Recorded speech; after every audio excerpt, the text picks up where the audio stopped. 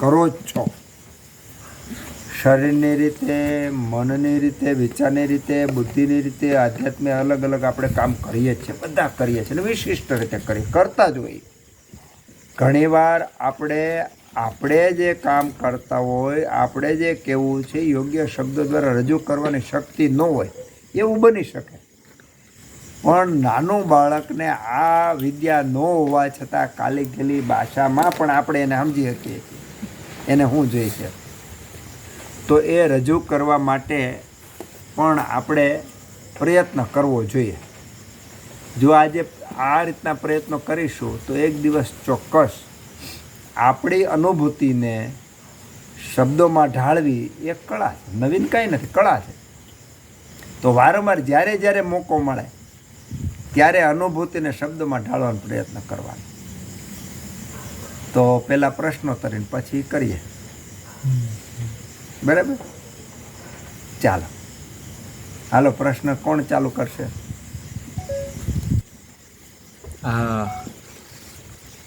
વ્યવયાયમાં તમે આખા શરીરમાં ફેલાઈ જાય ને પછી પચે તો તેમાં આલ્કોહોલ આવી શકે ખરું? હા, ઝેરના જે ગુણો છે ને એ બધા ગુણો દૂધના ગુણોની વિરોધ છે. દૂધ અને વિષ અને દૂધ બેના પરસ્પર ગુણો છે. તો દૂધ છે એ બધા હિતકારી ગુણો એનામાં છે. વિષમાં બધા આશુકારી, વિકાસી, વિશદ, વ્યવાયી, ઉષ્ણ, તીક્ષ્ણ, એ બધા ગુણો, ચલ, એ બધા ગુણો કોના છે? વિષના છે. આલ્કોહોલ એ વિષ દ્રવ્યની અંદર જ આવતું એક ઔષધ છે, કારણ કે એની અંદર વ્યવાયી, વિકાસી, આશુ આ બધા ગુણો છે. બહુ સરસ તમે વિચાર્યું, બરાબર છે. ને એક બીજું એક છે કે આ સૂચિ બહુ લપેટાઈ ગયેલા ના દેખાતા મળને તો એમાં ગૌમૂત્ર આવી શકે ખરું? કે એ પણ ખોતરીને બહાર કાઢે મળને? હા, ના, બરાબર છે. ગૌમૂત્ર આવી શકે. પછી ઘણા બધા ઉકાળાઓ આપણે આપેલા છે. દાખલા તરીકે ખાસ તો પંચવલ્કલ, એમાં હવે આપણે તો આમ નાચવાનું મન થઈ જાય કે ઋષિમુનિઓ કેટલી હદ સુધી આપણને કરે. વડલો, પીપળો, પીપર, ઉંબરો, વટ, પ્લક્ષ, પારીસ અને પીપળ, આ 5ની છાલનો ઉકાળો એ વ્રણ શોધન માટે વપરાય છે. અને એ આ ગુણ ઉત્પન્ન, એનામાં આ ગુણ ઉત્પન્ન થાય. આ બધાને ભેગા કરવા એટલે એકલા ગૌમૂત્રમાં તો ખરો જ, પણ આ ગુણ છે. એટલે ઘણીવાર જો કે આપણે ખાલી ફોલો કરી તોય બહુ થઈ ગયું. આમણે જેટલી હદ સુધી સંશોધન કર્યું એટલી તીક્ષ્ણ બુદ્ધિ આપણી વિકાસ પામી શકે, ન વિકાસ પામી શકે એવું નથી, પણ એક માર્ગે કામ કરીએ તો. હા, બરાબર છે. એટલે એમ આવી શકે, ગૌમૂત્ર આવી શકે એમાં. ચાલો, ફટાફટ એક પછી વારો ન હોવો જોઈએ. એના બે ફાયદા થાય. એક તો ફટાફટ આપણે એનો વર્ગ પૂરો થાય અને પ્રશ્ન તો ફરજિયાત જ છે. હાલો બેન. પિછલમાં કીધું કે ભાતના ઓછામણ જેવું, તો ખાલી એક્ઝામ્પલ લેવું. પિછીલ એટલે જો ભાત સામાન્ય રીતે પિછીલ એટલે ચીકણું થાય, પણ એવું એટલું બધું ચીકણું નહીં કે જે ચોંટી જાય એવું. એટલે ભાતનું ઓસામણ શબ્દ એવો લીધો કે એમાં આપણે અનુભવ કરતા હોય વારે કે એ સ્નિગ્ધતા છે, પણ અલ્પ સ્નિગ્ધતા છે. બીજો તમારે દાખલો લેવો હોય તો કેળાની છાલ રસ્તામાં પડી હોય, કેળાની છાલ રસ્તામાં પડી હોય અને તમે માથે કરો સીધા લપટી જાઓ તો એ પણ એની સાથે આપણે સરખાવી શકાય. હા, ચાલો. વાયુપિત્ત અને કફનું સાહેબ બેલેન્સ એ સમ્યક યોગ ગણાય, એમ જ કહી શકાય છે? બરાબર, બહુ સારી વાત કરી. પહેલાં તો તમારે અહીંથી છૂટો તરત જ નક્કી કરવાનું, આખું અઠવાડિયું કાગળમાં પ્રશ્ન લખી નાખવાના. ઓછામાં ઓછા 100 પ્રશ્ન થવા જોઈએ. ઓછામાં ઓછા 100 પ્રશ્ન તો અઠવાડિયામાં થવા જ જોઈએ બધાને. આ હોમવર્ક, આ 100 પ્રશ્નો લખવાનું હોમવર્ક હું તમને આપું છું કાયમ માટે જિંદગી પર. દર અઠવાડિયે 100 નવા પ્રશ્નો થવા. પહેલી વસ્તુ, તમારો વારો આવ્યો એટલે પ્રશ્ન કરી નાખો એવું ન થવું જોઈએ. ખરેખર તો પ્રશ્ન કરવામાં પડાપડી થવી જોઈએ. આ વિદ્યાર્થીના લક્ષણો છે. તો તમારો પ્રશ્ન એવો છે, વાયુ પિત્ત કફ બેલેન્સ હોય એને સમ્યક યોગ કહેવાય. બરાબર છે.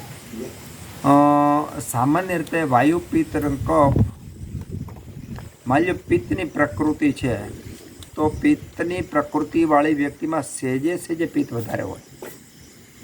કફવાળામાં કફ ને વાયુવાળામાં વાયુ, બે વાળામાં બે, સેજે વધારે હોય. સેજે વધારે હોય એના પરિણામે એના શરીરનું બંધારણ એ ટાઈપનું હોય. તો જે સમ્યક યોગ વાયુ પ્રકૃતિવાળા માટે છે એ જ સમ્યક યોગ કફ પ્રકૃતિવાળા માટે નથી. કારણ કે વાયુ પ્રકૃતિવાળા વ્યક્તિનું નાક, આંખ, કાન, ચામડી, હાડકાં, આંતરડા, હૃદય, મન એ રીતનું છે કે એનું બીબું અલગ છે. તો એ તંદુરસ્ત રહે એના માટે કફ પિત્ત વાયુનું જે પ્રમાણને જે રીતનું જોઈએ એના માટે અલગ છે. વિશ્વમાં એના જેવું સમ્યક યોગ બીજા કોઈનો કોપી ટુ કોપી ન હોય. તો દરેકના બહુ સારો પ્રશ્ન છે.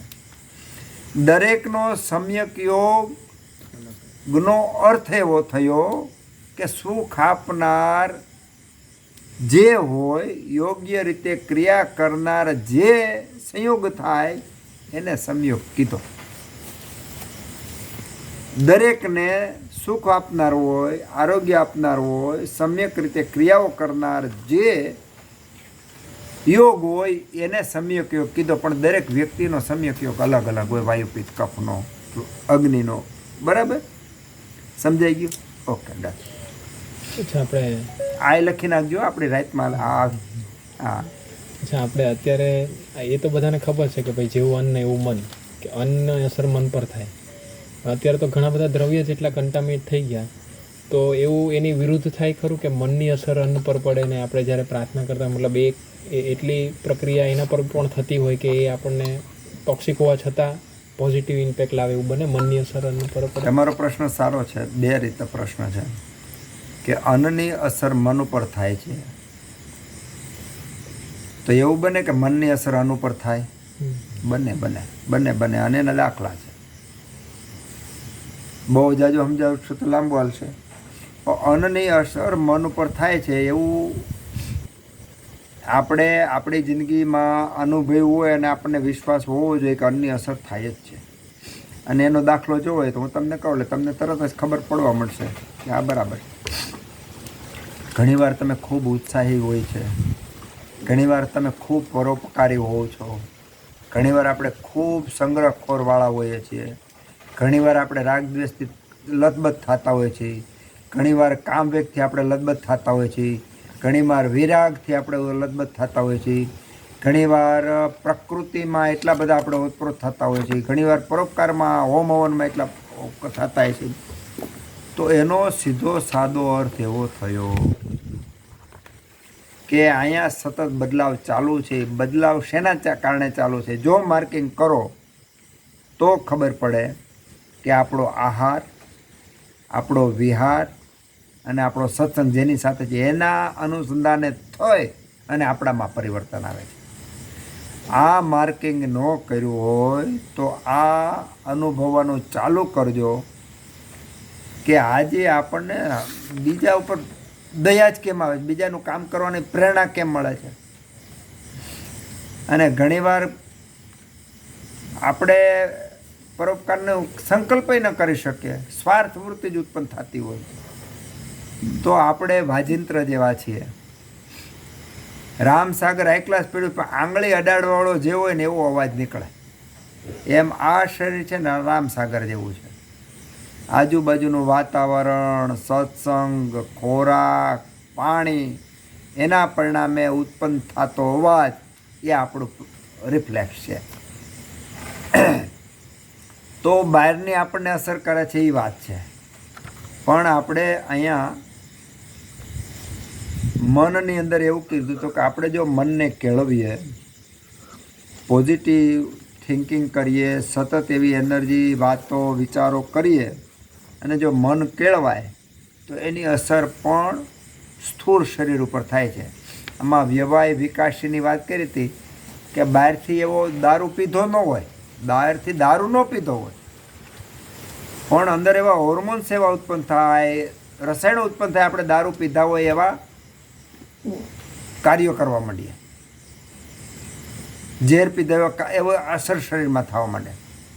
તો મન દ્વારા, થિંકિંગ દ્વારા, વિચાર દ્વારા આપણે આપણા શરીરમાં અંદર પણ ફેરફાર કરી શકીએ, બહાર પણ કરી શકીએ. ત્યાં સુધી કરી શકીએ કે એક દેડકાનો તમને દાખલો આપો.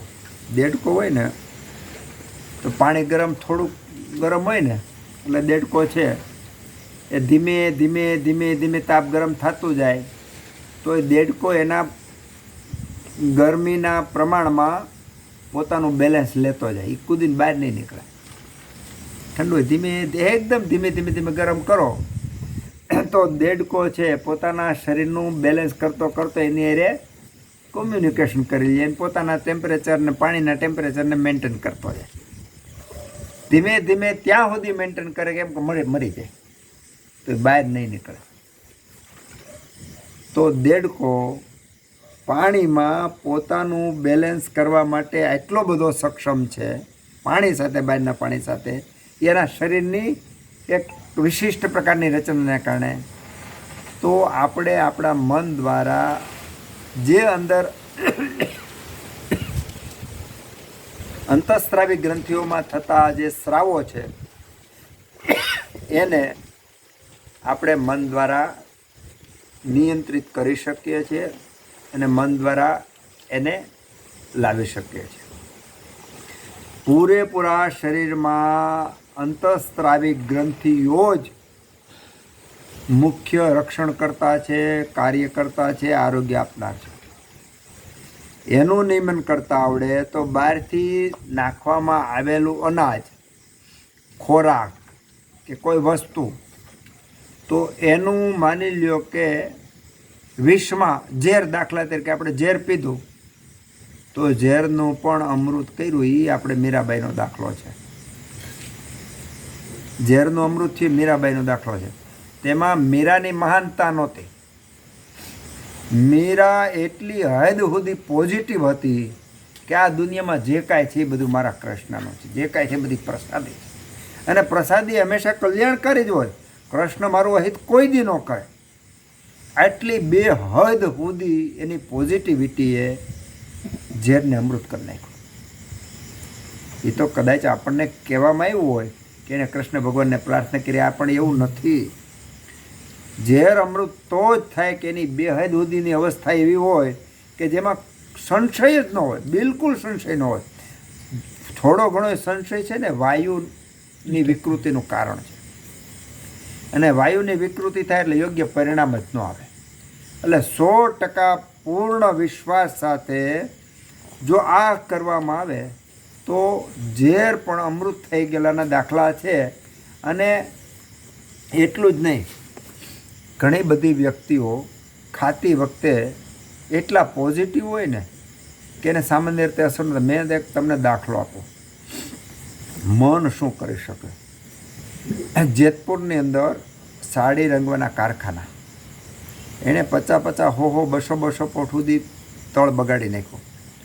તમે બોર કાઢો તો એમાંય લાલ પીળા પાણી નીકળે, અને એના દ્વારા છોડોમાં, હું જે વાત કરું 20 વર્ષ પહેલાંની વાત કરું છું, એમાં જે છોડોમાં આવેલું જે સરોવર જેવું ભરાતું હોય, પાણી ભરાતું હોય, એમાં તો કાળું, ધોળું, પીળું એવા બધા કેમિકલ હોય. એમાં કાયમી એક ગાંડો 10-12 કલાક કાયમી એમાં બેહે. એ પાણી પીવે, એ મેં જોયેલું. એ જ પાણી પીવે, બહાર આવીને કાયમી ગાંઠિયા કે બિસ્કિટ કોક દી ખાય. એ જેવો ત્યાં સુધી કોઈ દી બીમાર નહોતો પડવો જોઈએ ને, કોઈ દી બીમાર પીડો નહોતો. આને જોયેલો. એનો અર્થ એવો થયો એણે મન દ્વારા આ સારું છે ખરાબ છે એવો વિભાગ જ નહોતો કર્યો. એવો વિભાગ કર્યો નહોતો. તો મન દ્વારા એણે વિભાગ ન કર્યો. શરીરે પોતાનો ગુણધર્મ એ કર્યો, શરીર પોતાની રીતે બને ત્યાં સુધી મેક્સિમમ કરી અને બોડીને સરખું રાખવા માટે જે પ્રયત્ન કરતો એ મને એણે ડિસ્ટર્બ ન કર્યું. એના મને શરીર જે કામ કરે છે એને રોક્યું નહીં. આપણે શું કામ કરીએ છીએ કે શરીર જે અવ્યવસ્થિત કામ કરતું હોય ને એને આપણે ડૂટી ડાયા થઈને આપણે બગાડીએ છીએ. તો આ ગાંડાએ ઓમાં તો સરળો બાદ બાકી ન કર્યો, એ ગટરનું ગંદુ પાણી એમાં તો સરળો બાદ બાકી ન કર્યો. કાયમી ગાંઠે કે એમાં એને ન એવો વિચાર ન કર્યો કાયમી ગાના ખાવ તો એસિડિટી થઈ એવું વિચાર્યું નથી. ન્યા સુધી તો કદાચ આપણે કરી શકીએ, પણ એ અંદર ગયું પછી પણ એણે મને શરીરને ડિસ્ટર્બ ન કર્યું. જો શરીર પોતાની રીતે વ્યવસ્થિત જેવી રીતે પોળ હોય ને પોળમાં 10-15 વ્યક્તિ રહેતા હોય, બધા એકબીજાને મદદ કરવા માટે જે કામ કરતા હોય, ચોર આવે, કૂતરો આવે, ઢોર આવે તો બધા એકબીજાનું રક્ષણ કરવા માટે બધા મદદ કરતા હોય. એમાં આપણું શરીર આખું એવું છે એકબીજાને મદદ કરતું હોય. તો આવા ટોક્સિકને પણ ન્યુટ્રલાઇઝ કરીને શરીરની બહાર કાઢવા માટે શરીર સક્ષમ જ છે. મારા તમારા બધાય સક્ષમ છે, પણ આપણે બુદ્ધિ દ્વારા મન દ્વારા એને રોકીએ છીએ, શરીરને કામ નથી કરવા દેતા. તો આ એના દાખલા છે કે બહારનું વિષાક્ત દ્રવ્ય, ભેળસેળવાળું દ્રવ્ય કે એવું હોય તો પણ ન્યુટ્રલાઇઝ થઈ જાય. એટલું જ નથી પણ ઝેર છે એ પણ અમૃતમાં કન્વર્ટ થઈ શકે એવડી આની તાકાત છે. મને એક પ્રસંગ યાદ છે, કોનીભાઈ હતા, મહોલની અંદર આપણે શિબિર હતી. જમતી વખતે મિત્રોમાં ચર્ચા ચાલુ થઈ કે અત્યારે ખાવાનું સારું નથી, ભેળસેળ ને આવું બધું થઈ ગયું. તરત જ મેં વિનંતી કરી કે આપણે અત્યારે જમવા બેઠા છીએ, પોઝિટિવ થઈને આપણે જમીએ, અત્યારે નેગેટિવ એક પણ વાત કરશું ને. એનો ભાવ એવો હતો એ ખાતી વખતે જો આપણે એવા વિચારો કરશું ને તો એ શુદ્ધ ઘઉં હશે ને તો પણ આપણામાં ટોક્સિક ઉત્પન્ન થવાનું છે. તો વિચાર કરવો, વાતું કરવી એ પણ આપણા શરીરમાં અસર થાય છે.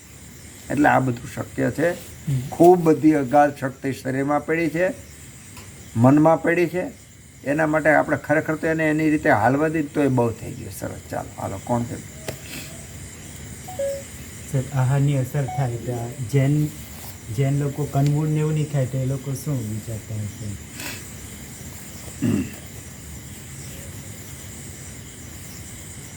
જૈન છે ને એક આધ્યાત્મિક માર્ગમાં વૈજ્ઞાનિક રીતે વિકસેલો એક રસ્તો છે. વૈજ્ઞાનિક રીતે અધ્યાત્મ માર્ગે વિકસેલો એક રસ્તો છે કે જેમાં શરીર, મન અને ઇન્દ્રિયો ઉપર 100% કામ કરવામાં આવ્યું છે. જૈન ધર્મને અનુસરવો હોય, એને સમજવો હોય તો જીવવો પડે.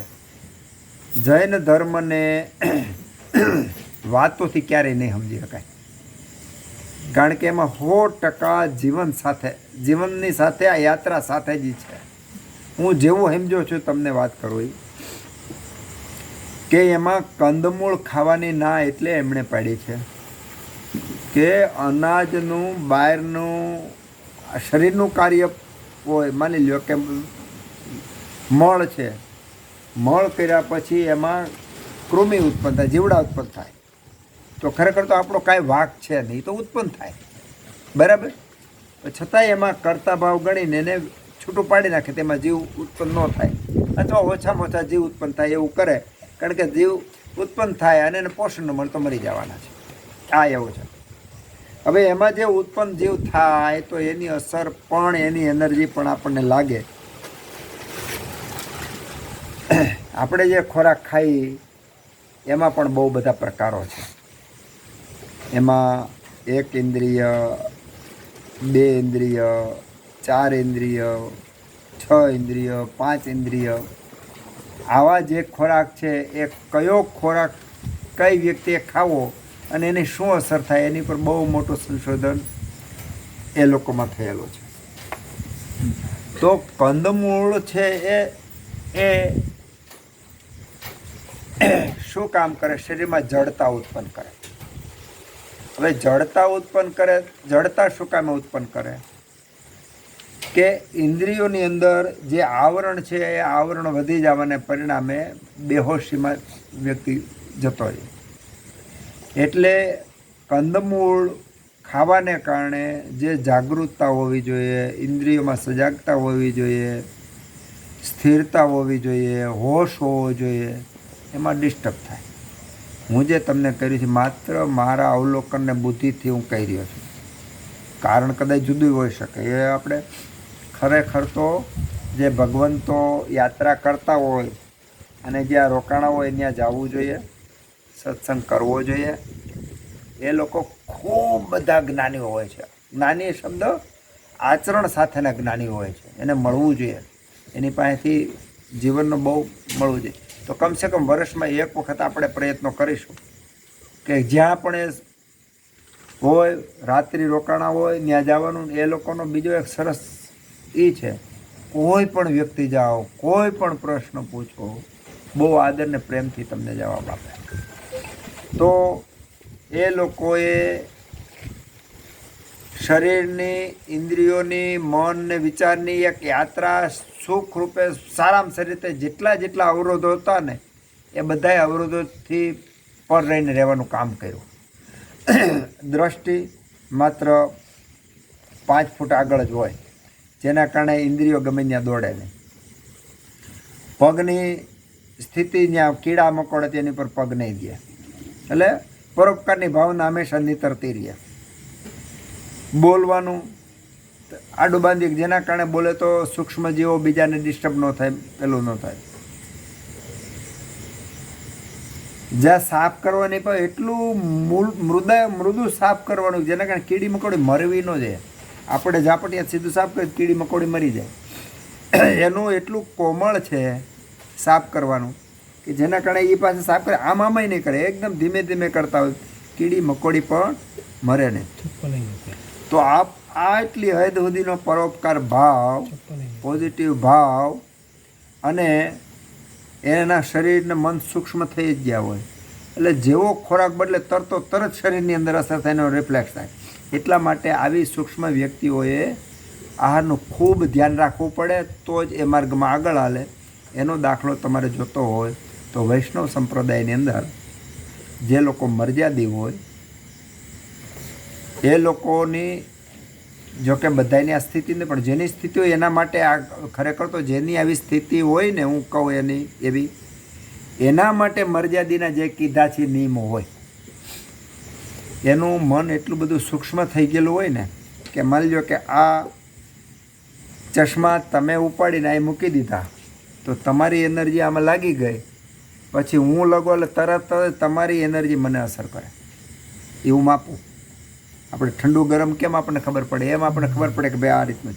તો હું એટલી હદ સુધી સૂક્ષ્મ થયેલો હોય કે જેના પરિણામે તમે આ મારા ચશ્માને અડો ને એ મને ડિસ્ટર્બ થાય, મને પોહાય એમ નથી. એટલે રસોઈ હું મારી જાતે બનાવું, બધું કામ હું જાતે કરું, કોઈને ઘરે જમવા ન જાઓ, બને એટલો સલામત સુરક્ષા કવચમાં. એટલે લોકો હું બહુ સંવેદનશીલ છું. જન્મેલું 2 કલાકનું બાળકને જેટલી કાળજી રાખવામાં આવે એટલી કાળજી આ સાધકો પોતાની રાખવી પડે, કારણ કે અતિ સૂક્ષ્મ થયેલા હોય. જરાક પણ ફેર થયો એટલે આખું એનું તરંગો ઉત્પન્ન થતા હોય. એટલે જેટલા લોકો પછી જૈન લોકો હોય તોય ભલે, બૌદ્ધ હોય તોય ભલે, વૈષ્ણવ સંપ્રદાયમાં હોય તોય ભલે, એવી વ્યક્તિ સૂક્ષ્મમાં ગતિ કરેલી વ્યક્તિ માટેનો એ વર્ગ છે, એણે આ નિયમો પાળવા જોઈએ. હવે મારામાં કોઈ અવસ્થા જ નથી, અને જો હું નિયમો પાળું તો એવું બની શકે મારામાં અવસ્થા આવી શકે, પણ એવી સંભાવનાઓ બહુ બધા ઓછામાં છે. અત્યારે જેટલા નિયમો પાળે છે બધાય સિદ્ધ છે એવું નથી, બધા અતિ સાધક છે એવા નથી. આમાંથી કોઈ સાધક મળી શકે, પણ જે સાધક એ અવસ્થાએ ગયો એ ઓટોમેટિક એ એવા નિયમો પાળે અને ઓટોમેટિક એની ગતિ થાય. એને ખબર પડે પોતાનો રસ્તો પોતાની રીતે હોય. એટલે એના જે નિયમો છે એ બહુ વૈજ્ઞાનિક રીતે છે, યોગ્ય છે, અને એના માટે એના સાધુ ભગવંતોનો સત્સંગ કરવો જોઈએ. ચાલો મેહરભાઈ, નામ લેવા હાર્ટ પડતા હે. એટેકમાં કોઈ આસુકારી દ્રવ્ય કે એવું ના લે તો એ કઈ રીતે શું પરિવાર? હાર્ટ એટેક થઈને માણસ હા. expire થઈ ગયું તરત એમ. એમાં તો કોઈ આસુકારી કે એ દ્રવ્ય ના આવ્યું. બહુ સરસ વાત કરી. અત્યારનો હળગતો પ્રશ્ન છે કે વાતો કરતો એ મયો જાય. મારા થોડાક દૂરના કાકા જ વેવાઈને ઘરે ગયા હતા, જમવાનું થાળી પડી ગઈ, જમતા હતા, હાથમાં ભજ્યું લઈને મોઢા મૂક્યું તો એક્સપાયર થઈ ગયું. નાવા દાખલા ખૂબ બધા તમે જોવો છો.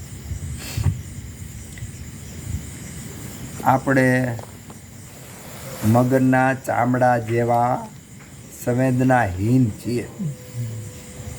થાતા રિફ્લેક્શોને આપણે સમજી શકતા નથી. હળબડાવે તો એ તો આપણે જાગી એવા છીએ. કોઈ પણને એટેક આવ્યો, કાંઈ પણ થયું ત્યાં સુધીનું નહીં, પણ કોઈ ઘટના ઘટવાની છે ને અગાઉના બધા વાઇબ્રેશન આવવા જ માંડતા હોય છે. આવતીકાલે જે થવાનું એ વાઇબ્રેશન આવવા માંડતા હોય છે. તો ખરેખર તો આ વમળની દુનિયા છે. વમળની દુનિયાને જો આપણે માપવાન તરંગોમાં જો આપણે થોડુંક ડૂબીએ ને તો આ બહુ સમજાવવું પડે એવું નથી. હવે એટેક આવે ને મરી જાય ને આપણને ખબર ન હોય બને. એના લક્ષણો આવે જ. ઇન્દ્રિયો દ્વારા, મન દ્વારા, શરીર દ્વારા એની અસરો હોય જ. આપણે એને બાયપાસ કરી. જે વ્યક્તિને સિટીના ટ્રાફિકના નિયમોની ખબર નથી એ વ્યક્તિને સિટીમાં મોકલો તો દંડ થાય કે ન થાય. એ લાલ પીળી લાઇટનું એને જ્ઞાન જ બમ જવા જ દે.